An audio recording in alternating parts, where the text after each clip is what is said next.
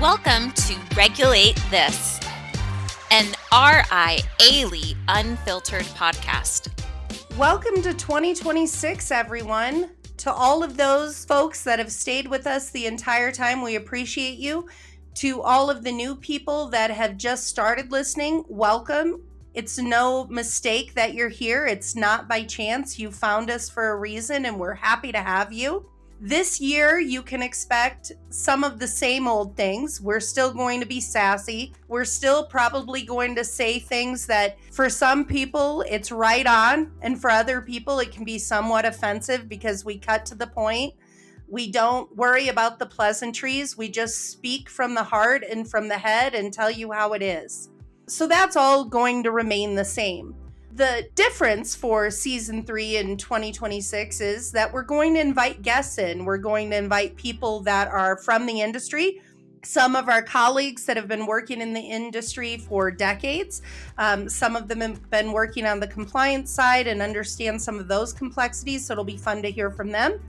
In other news, we'll be inviting some clients that have agreed to come on that can tell you about kind of what they've experienced in the industry, how they've trudged ahead, how they've been able to establish compliance programs and also pitfalls that they ran into and ways that you can avoid it, especially if you're those people that are just breaking ground or are trying to overcome hurdles and haven't quite figured out how to achieve those milestones yet.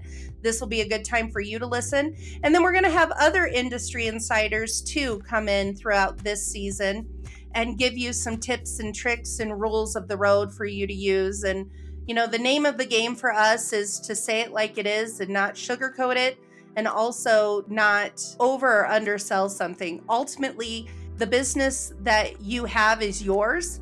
You have to figure out what your goals are. You have to figure out what your objectives are. You have to figure out what it is you're trying to achieve and build a vehicle, a business that will take you there. And so we're part of that discussion by helping you figure out things that maybe aren't your wheelhouse, aren't the area that you are most successful in, aren't the area you're most knowledgeable in. But if you have help, you can achieve anything. Remember, you can only achieve so much as one person. You have to leverage other people to get over that hurdle and to achieve more. Welcome to today's episode.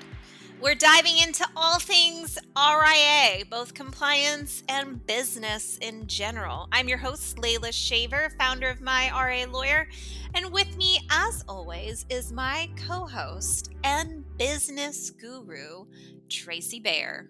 Hello, everyone. Happy to be here today. Tracie, are you ready to regulate this? Always. All right, let's get into our topic today.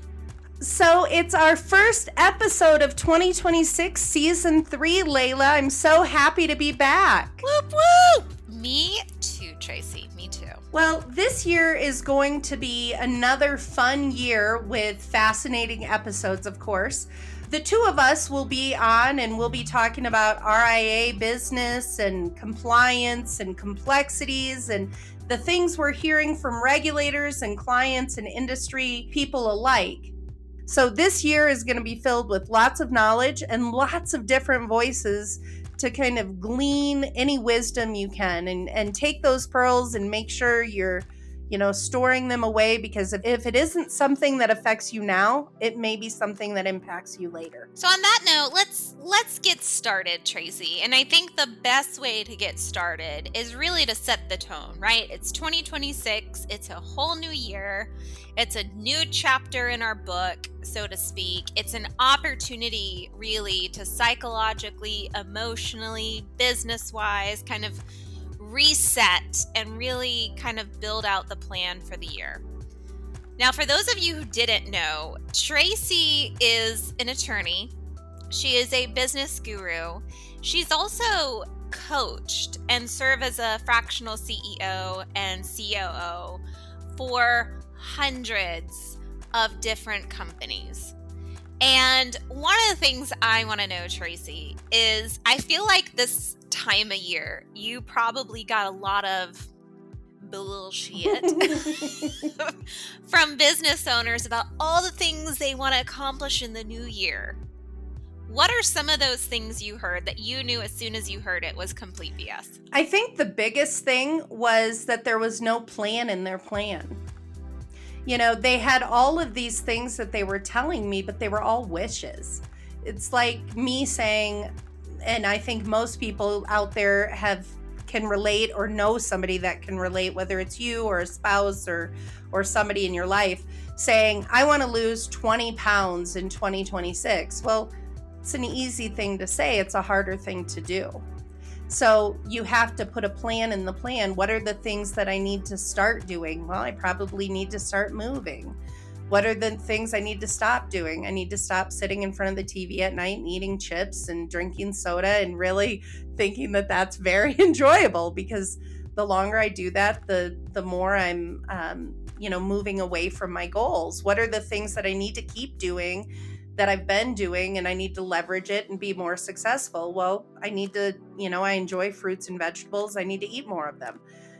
All of those types of things will help me move towards goal. And if I'm consistently doing those things and tracking and monitoring my progress, I have a better chance of meeting the goals. If I just throw it out there that I want to lose 20 pounds, I never actually put a plan in place. I just keep reciting it over and over, but never actually have actions that meet those words, never monitor what's actually happening. By the end of the year, I might actually gain 20 pounds. Right? And that happens to a lot of people. And I say it with weight because I think so many people, they have it's a new year, new me mentality, but it's fraught with, failure. And it's because they didn't plan. So as a business, you need to know your metrics. You need to know what's actually going on in your business. What's your average client value?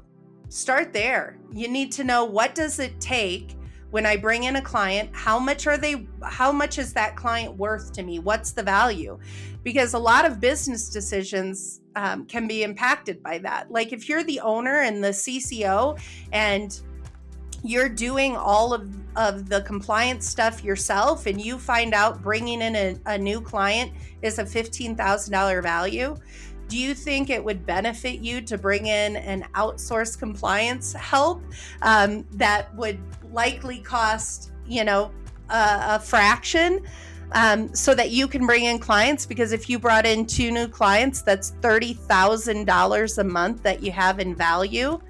And compared to whatever you're paying the outside consultant or outside attorney to come in and do that fractional work, it's freeing up your time to give you a higher and better use of your time. So if one of your goals is, I want to increase my revenue, I want to develop deeper relationships with the clients that I have so I can get additional business from those clients and make sure that I'm impacting as many of my clients as I possibly can and doing good work.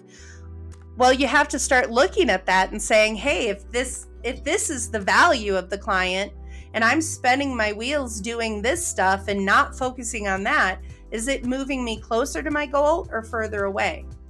It's amazing how many firms you and I have both spoken to that don't know their metrics. And we're not talking about solo practitioners. I mean, some of these firms are multi-billion AUM firms that have no idea, if they're doing podcasts, radio shows, TV channels, if they're doing videos on a YouTube channel. They have no idea how much money they're spending and then how many clients they're converting from each of those marketing channels.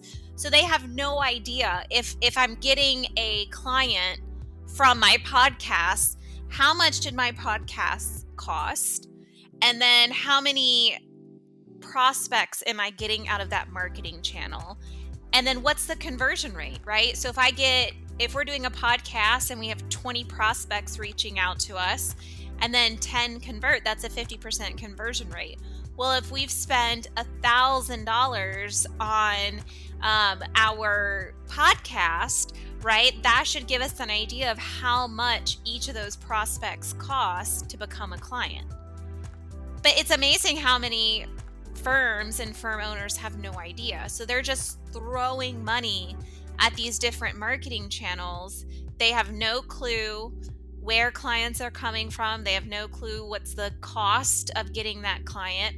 And they really don't understand what the lifetime value of that client is to be able to do an analysis in terms of return on investment. It's surprising. I'll say that. It is very surprising to hear that. Right. And that one metric, I mean, there are a bunch of metrics that we can talk about, but the one metric we're talking about, look at all of the things that it can impact. I mean, just the example you gave with marketing. I had somebody I was speaking to, a business owner I was speaking to, great business owner. They have a great business. And they were telling me at the beginning of our relationship how impactful their marketing was, how much it was bringing in, how much they were doing. I asked them the very question, well, what is your average client value? They couldn't tell me. I asked them, what the marketing spend was, if they were getting 10 times ROI, how many leads their hypothesis is that they need to bring in based on their metrics to say, hey, we need to bring in this many leads. We know if we bring in X number of leads, Y number attends the meetings, and Q number signs up and becomes a client. So we realize we have to bring in more leads than will actually become clients. They couldn't give me any of those numbers. They were so sure that it was all just, oh, it's great, our business is doing well. And the bottom line was doing well. But they started taking a deeper look, and after several months of getting that data and actually compiling it, they found out that one of the channels that they thought was bringing them the most business was actually not bringing in the most business, and it was costing them over $3,000 a lead. Holy crap. So, and those weren't converting to clients. It was just top of mind awareness. So just leads of people that wanted to know a little bit more, but none that had converted. You're spending that type of money. Now, obviously, they've been around for a very long time, but that can impact your business in a very negative way. And we all know we're in an industry where people are aging. There are advisors that are aging, that are going to be leaving and retiring. There are clients that are aging, that are going to be, moving on and passing away, and their wealth is going to be given to another generation. And so, spending good money over bad to get your name out there and not realizing what it's costing you, or even if there's any value at all to you, is something that you can't continue to do and think that that'll keep you in business forever. So that's just one metric that we've talked about that impacts so much of the business. It impacts if you're doing things that are the highest and best use of your time. It impacts if your team is doing things that are highest and best use of their time. It impacts your glide paths for sales. It impacts your marketing channels and funding. It impacts your policies and how you handle your clients and what your team should be doing. And we've only just scratched the surface. Now imagine how the rock would crumble and the whole wall would fall if you started scratching every other thing that should be analyzed that isn't. So part of what you need to do is not just say what you want, but figure out, how am I going to get there? Let's plan for it. Let's look at every part of the business and see how what you want is impacted by every piece, so that every piece is working like one machine to get you there. Your business starts working for you instead of you working for it. You didn't start a business to create a job. You started a business to get a lifestyle. Ooh, damn. And I think the other thing is feelings are not facts, right? So one of the big things you said was this person felt like this particular marketing channel was more successful than it was, that it was offering more return on investment or ROI than it actually was. Feelings are not facts, right? So it doesn't matter how you feel about something. Well, Leila, you're absolutely right. That can be really detrimental, and feelings aren't facts. In fact, if you were to just go based on how you felt, think if you invested people's money based on that. Like, hey, this fund is a real loser, but the person that manages the fund is the nicest guy, so let's throw him a bone. And your client lost all their money. Would that be a success if their goal was to be able to retire sooner, be able to live like they're living now, to earn as much as they possibly can while they have a chance to earn, and invest it in the best way that they can to be able to retire young? And now you're just throwing it where you like the people and not analyzing if it's a good fund or not. I mean, no, that would be ridiculous. You'd lose your license pretty quickly if you did stuff like that, right? So why run the business like that? No, I agree. I mean, it's surprising, growth is one of those things when we talk to advisors, a lot of them, that's their plan for the new year is I want to grow, I want to grow, I want to grow. But they haven't done kind of your baseline. Where are you starting? What does growth mean? Could you handle an influx of 1 new client today, 10 new clients, 100 new clients, 1,000 new clients?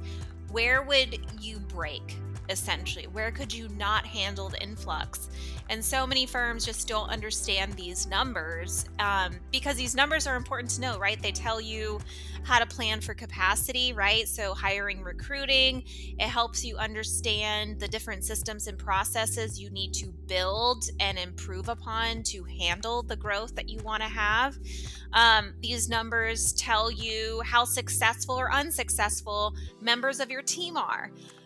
I think one of the big things I tell clients of ours is you are not running a nonprofit. This is not a charity. This is a for-profit business. I don't care how long you've known this person.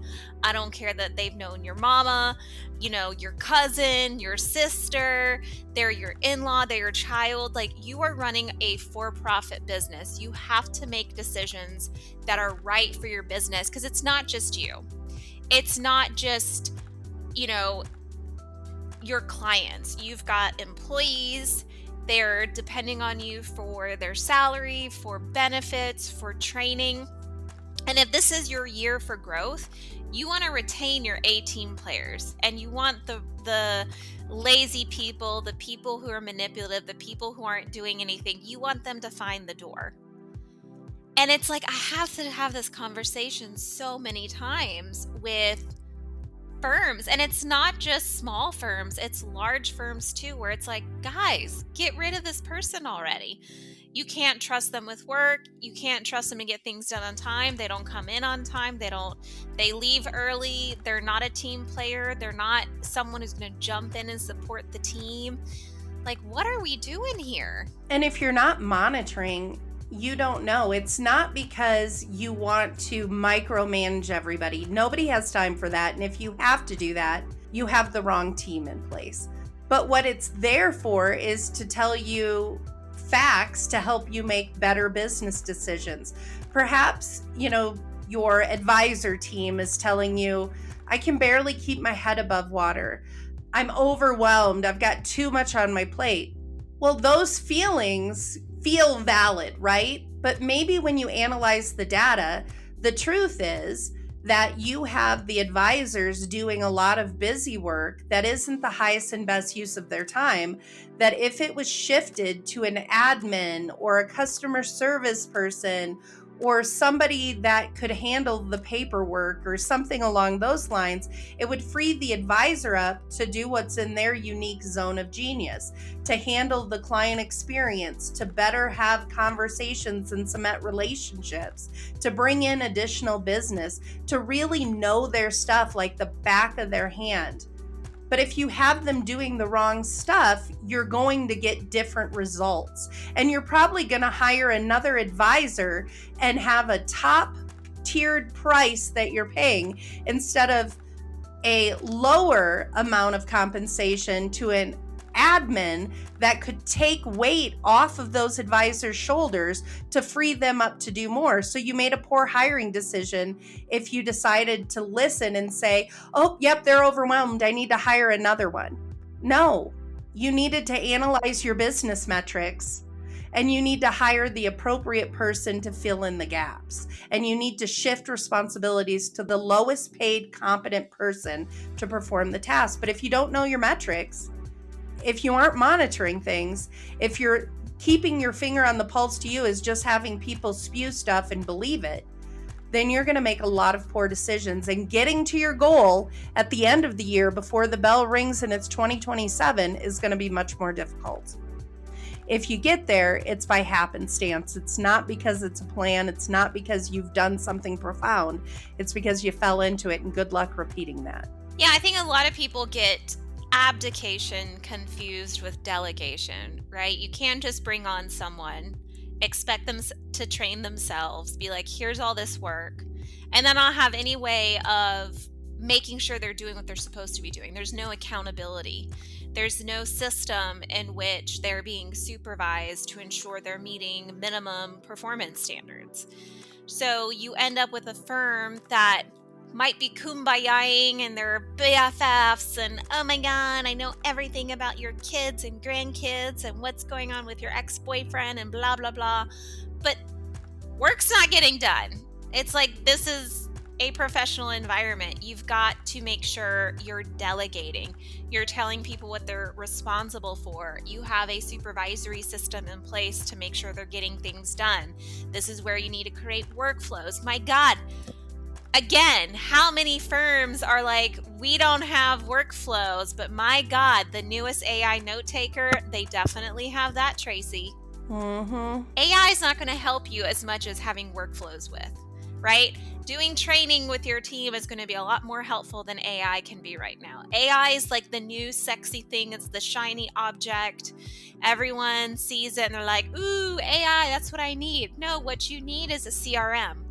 What you need are workflows. What you need is someone who's responsible for certain tasks and making sure those tasks are getting done and they're getting done in a timely fashion. So if you're a business that is now sitting there quaking in your boots and thinking, what have I done? Why did I start this thing? It seemed like such a good idea to begin with.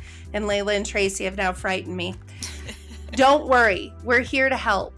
Go to Let's Do This at myrialawyer.com. Let us know that you'd be interested in a workshop of putting the plan in the plan. And we'd be happy to put something together to get you guys on track, to get you guys thinking like business owners and less like advisors that decided to do your own thing. We're happy to figure out exactly where you are and meet you there and get you to where you need to be. Again, go to Let's Do This at myrialawyer.com and let us know that you want to put a plan in the plan. That's great advice, Tracie. So, new year, new you, or just new year, get your shit together. At the end of the day, if you want to grow, you want to recruit, you want to get streamlined, you want to build efficiencies, whatever your goal is for the new year, you got to know your baseline, and that starts with understanding your business, knowing your business metrics, and understanding what growth looks like for you. What does it mean you would need to do this year to get the kind of growth you need? And remember, growth is not always adding AUM or adding more staff. Sometimes growth is just creating efficiencies, building out workflows, cleaning up your operations, improving customer service. Growth comes in many ways, but you've got to have a plan. And remember, feelings are not facts. I don't care how you feel about something. When you know it's working, it's because the numbers don't lie, but your feelings do. Ooh, maybe get a therapist for that piece of it. So, what a way to get started, Tracie. I know, I'm so excited. I think this is going to be a year where we're going to be able to give valuable insights to all those listeners out there and help them really take advantage of all of the opportunities that are going to be coming at them in 2026. We look forward to hearing from you. We look forward to sharing with you. And we welcome you to keep listening to us wherever you find your podcasts for Regulate This. Take care, y'all. Bye.